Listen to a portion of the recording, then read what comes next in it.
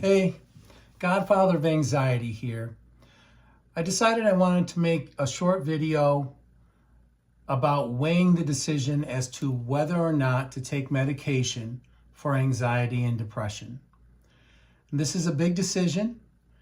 It's a decision that you're going to need to make with your mental health professional. It's very important to obviously get treatment, and as long as you're completely open and honest in your discussion with your mental health professional, that will help them to be able to decide A, if you should be prescribed medicine, and B, what type of medication might work to help you in your specific situation. It's a big decision, and the more open and honest you are, the better the mental health professional will be able to prescribe the right medicine, or if medicine needs to be prescribed at all. So you might be a little bit, feel a little awkward explaining every symptom that you're having and some of the specifics of your anxiety and your depression. But if they've been doing this very long at all, they will have heard whatever you're going to tell them. Trust me on this one. You're not going to surprise them. So don't let that hold you back from being open and honest so that they can decide, on if medication needs to be prescribed and what type should be prescribed. Another thing you're going to want to discuss with them, as far as any medications that they may prescribe, is potential side effects. And side effects can be really scary, right? Especially for those of us with anxiety. We're weighing the variables, right? And we're saying, okay, now you're adding something to it. And the list of side effects on a lot of these drugs is very long. But if you actually look closely, a lot of those side effects are not very common at all. They're very unlikely. And, a lot of them also dissipate over time. So those are some things to consider when you see a big, scary list of potential side effects. Because for the most part, because of the law, the laws to cover liability and things of that nature, they have to be transparent with everything that happened during the drug studies that they did over a course of a number of years. So that's why that might look a little scarier than it probably needs to. So now, before I get into, some more information about why you might want to consider taking medication, I'm going to explain to you guys some of the side effects that I personally have experienced from taking medication. And, my first, in some of my other videos, you'll be able to hear about my first experience with taking medication. The first couple of experiences I had with it went very poorly. So another thing, I always try to stay away from using specific names of specific drugs, because drugs work differently for each person. And just because a drug maybe worked really well for me, it might not work well for you, and vice versa. The drugs that were really initially terrible for me, they might work well for you. So in my videos, I deliberately avoid specifically naming what medications I have used in the past and I'm currently using. So some of the side effects that I've had that aren't ones that you frequently read on the side of the bottle, one in particular was recurring dreams. And that one actually is one that is a side effect of the medication that I've taken since 2008 and still take. So it does get better, but initially when I took this medication, I would have recurring dreams. And they were never good recurring dreams. And it's funny because it really helped me when I was awake. But I remember I kept having one dream where my wife kept being unfaithful. And that's not the type of person she is. But I would have this dream. And when I say it would be recurring, I would say just about every night I would have that dream.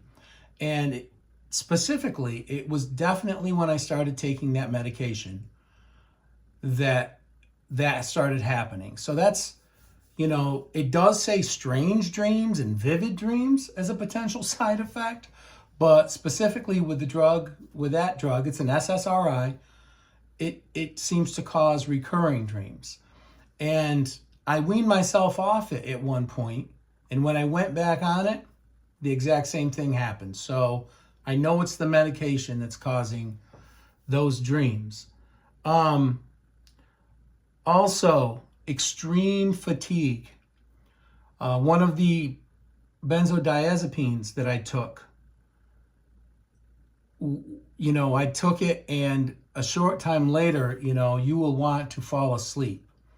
So beware of that side effect, especially if you're going to be operating any type of equipment or driving.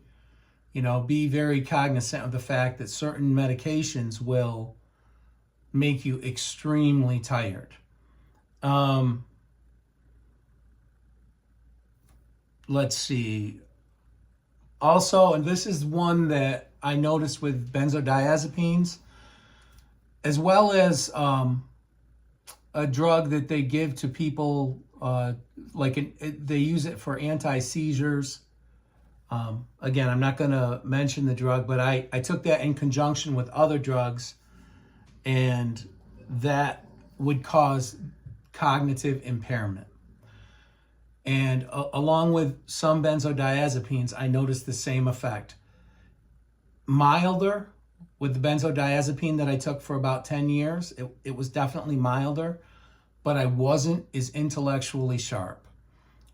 And it was noticeable. I talked to my family about it. They didn't seem to notice it as much, but I definitely could tell I wasn't as sharp. I couldn't think as deeply. Even my vocabulary, I would say, was a little smaller during the time that I took that. And the other drug that I took, it literally made it impossible to think. I felt like a zombie. So there's actually a movie that makes fun of this drug too. And they say the same thing about it, but it literally, I felt like I was, just a zombie walking around while I took that one. Let's see. Another really scary one I had was I had a dream sensation while I was awake. And it was a deja vu feeling as well. And this is with, that, again, one particular medication that I took for a short time for obvious reasons. But it was very disconcerting because it would almost feel like you were dreaming while you were awake. And maybe no one's ever had that. Maybe that's just something unique to me. But it was very unpleasant and uncomfortable. So I stopped taking that medication rather quickly. And while I'm telling you these, another symptom that can be scary when you first start taking any of these drugs, you might get some dizziness. And I know for me, I was already really dizzy from the anxiety. So, you're kind of hyper aware of everything, but the dizziness, you're like, oh, it's going to cause dizziness. But normally that's one of those side effects that goes away after you take it for a bit. And of course, we know other side effects that might be deal breakers for people. We know that sometimes certain ones of the SSRIs can interfere with people's love lives, and that would be a deal breaker for some. Again, a lot of those side effects are very temporary, but you'll have to talk with your mental health professional and decide for yourself if if the risk is worth the reward. And in telling you guys all of these things that have happened to me, I'm not trying to scare anybody away from medication, as you'll see here towards the end of the video, because I firmly believe that I wouldn't have been able to recover, certainly not as quickly as I did, if I wasn't taking medication. So definitely I am not, I want it to be an honest video. I don't want, you guys out there to think that, you take a pill and everything's better. That's the furthest thing from the truth. But I also don't want you to think that I'm not touching pills. Pills are bad, and it's just going to make it worse, because there's a lot of people out there who've had a lot of success and been able to carry on their lives and their careers and, have a happy family life because of some assistance that they get from medication. So to decide whether or not you want to take medication, or you should take medication, it comes down to this. If you can't live your life, if you can't do the things you love, the things you enjoy, if you can't work and support yourself and your family, if you can't get through the day, then definitely considering medication would be a definite idea in that situation. It definitely, that is a situation where you should consider taking medication, in my opinion. Again, it's when you take medication in a certain situation, it doesn't even feel like a risk, right? Like for me, guys, I was on my couch. I was having panic attack after panic attack. I was having derealization, depersonalization. My hair was standing up constantly. My health had gone downhill. I was 350 pounds. I was hanging on to my job by a thread. For me, it wasn't a difficult decision at that point to give it another try. And, thankfully, I found the right combination to help assist me that little bit, where I was able to start living my life. And then at that point, I was able to start doing the cognitive behavioral therapy and the exposure therapy that I needed to get myself back on track so that I could live my life. Another thing that's very important for me to get out there, I think that this is something that a lot of us, especially maybe men, but women too, you might feel like, man, if I'm taking medication, if I have to take a pill, it's an admission of failure or weakness. I really shouldn't have to do this just to get through life. Everybody else is getting through it fine. And that's absolutely not true. If the people you see that are, for one thing, the people that you see that look like they're getting through it just fine might not be, or may be on medication themselves. You'd be shocked at how many people are taking medication for anxiety and depression. But also, if you're taking medication because you're unable to function, all I can say is, if your body is reacting 24 hours a day the way it would react if you were being chased by an apex predator, or if you were on a battlefield in a war, those are fight or flight chemicals, and they wreak havoc with your body. Every part of your body is affected. Everything from your weight will be affected. You'll store cortisol. I mean, I'm not going to get into everything that happens, but we were never ever intended to stay in fight or flight for more than a few minutes at a time. And it has very damaging effects, both psychologically and physiologically, if we get stuck in that circle of perpetual fight or flight, adrenaline dump. And if you're at that point, then taking medication is probably a good idea. It was for me. It worked out for me, and I'm grateful that it did. So don't ever view the fact that you may have to take medication as somehow an admission of weakness, because if people are in a fight or flight state, whatever you need to do to get out of that state, to keep your body from perpetually being in that state, is the right thing to do, because that is a very unhealthy place to stay. It can drive you mad.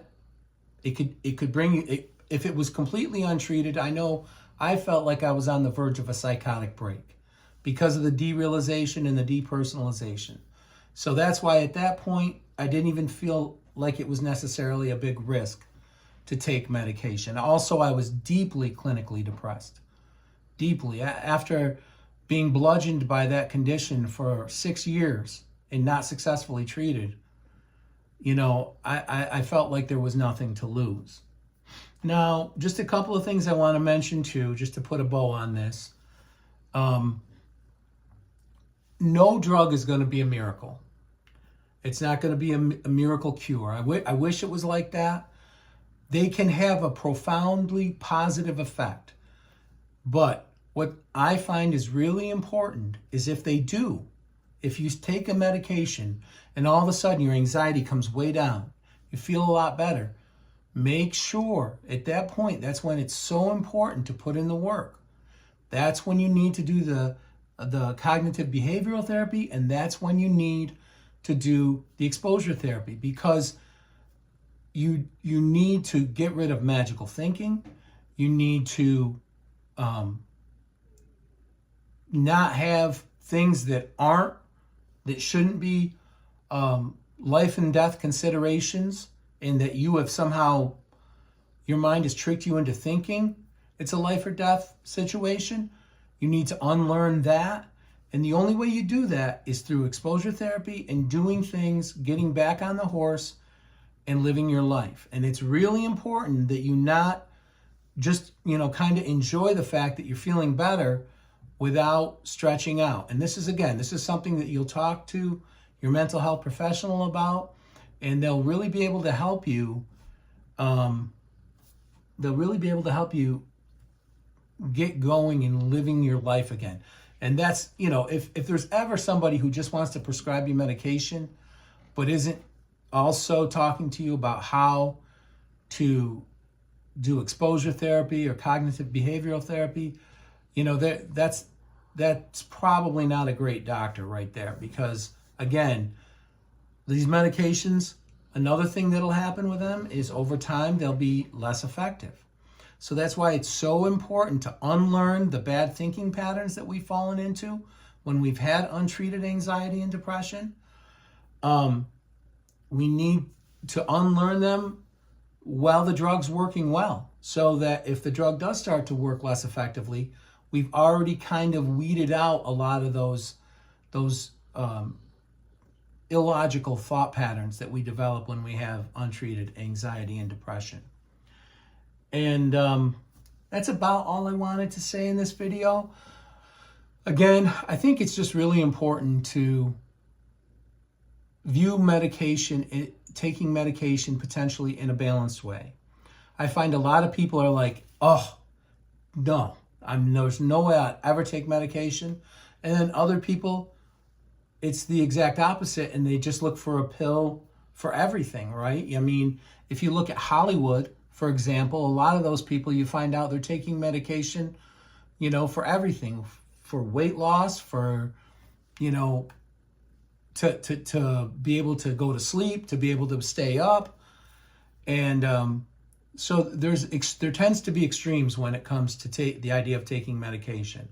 And I really think being balanced and being open and honest with your mental health professional is what's going to give you the best outcome when it comes to whether or not you should take medication. So just wanted to do a short video.